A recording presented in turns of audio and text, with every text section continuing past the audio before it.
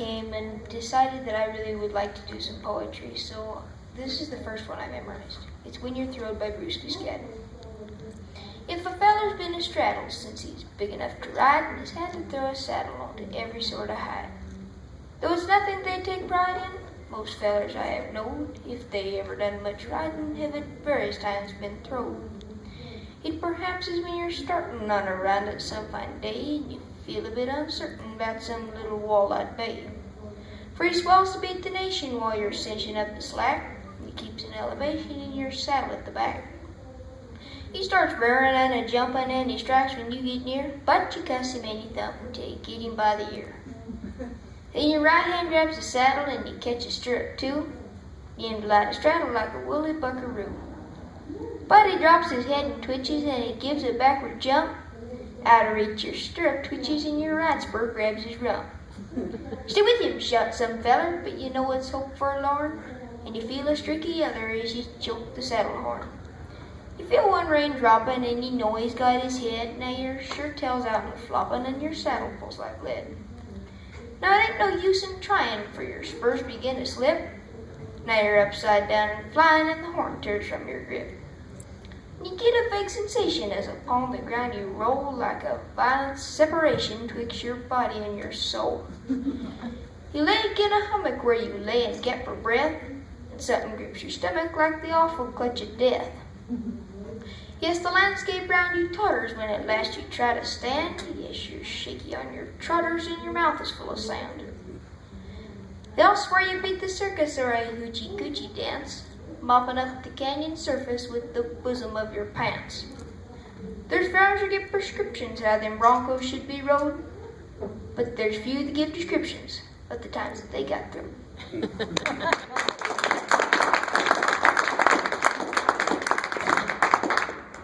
The next one I was going to do is The Bear Tale by Sonny Hancock. Well, I was up in Sycan Black Hills camp working for the old Z Cross. This was my own piece of country. I was cook and crew and boss. The afternoon of that there year was coming on as I recall, meaning summer hit the cap rock and slid right down into fall.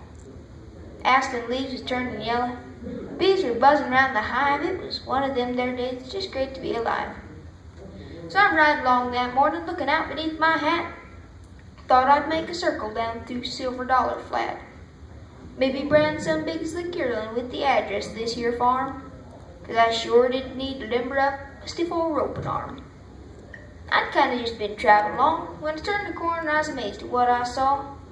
I pulled my horse up, sat there a-gawking 'cause my eyes went plumb agog. 'Cause there's a big old brindled he-bear digging ants out of a log.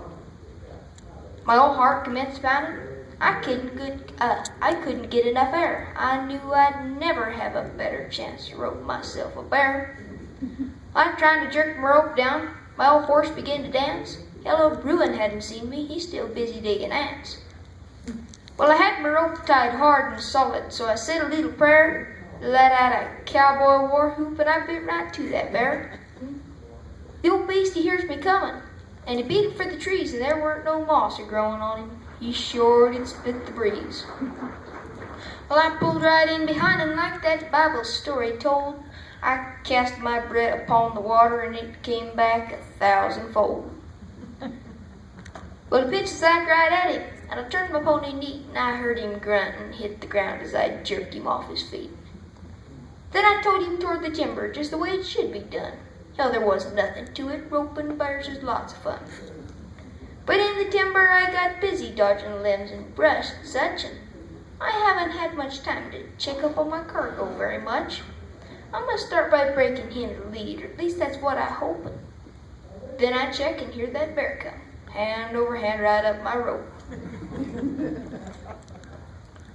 Well, things sure started looking different, so I tells him, okay, Bruin, I'll pay a little more attention to this little job I'm doing. I'll just zig and zag and circle some, and you just follow me, 'cause you're about to meet your maker on some big old jack pine tree. Well, I zigged and I zagged and I circled some, but it seemed to no avail, 'cause next time I checked, old Teddy's right up behind my horse's tail. About that time with my old pony, He made a funny little jump, and that bear starts climbing up my rope across his rump. Well, I yelled, and I squalled, and I hollered. I slapped him with my hat, but that old bear was plumb determined. He's coming right up where I'm at. I've known lots of people in the hills and on the plains, but nobody ever told me I was overblessed with brains.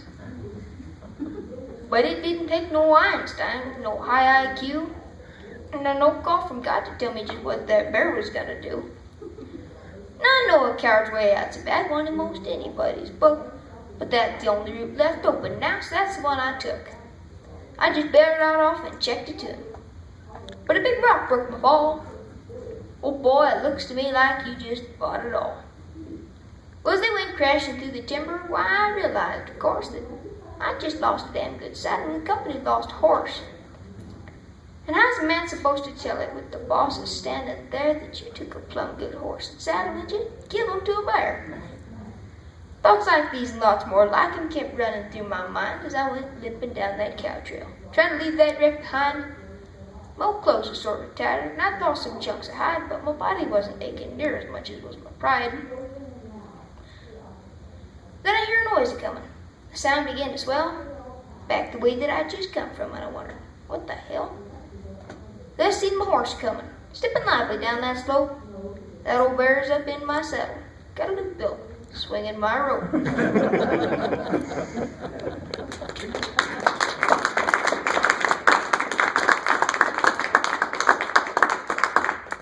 The next one I'm going to do is The Horse That Sprouted Wings by Chris Isaacs.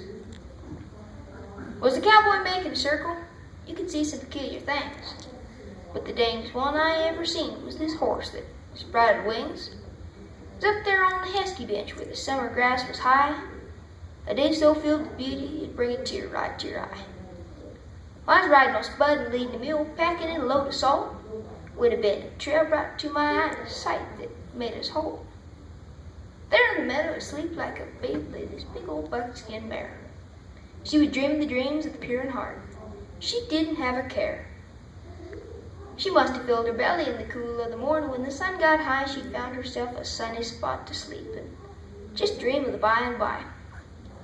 Now, that was odd about this picture that would catch your attention twice was off to the side stood this big black crow, just as cool as the summer ice.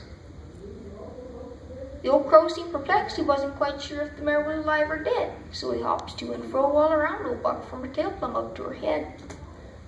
And he decided that by some stroke of luck he had found him Crow Cafe.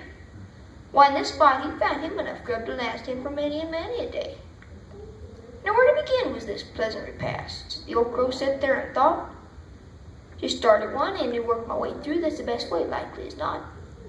But if I start at the head, I'll run them bones, and it was mighty hard on my beak. But if I stick to the soft parts and bypass the rest, I'd have him gone in a week. So he hops to the back of old Buck to find him a good place to start. He starts looking from hip to hock to find him the tenderest part.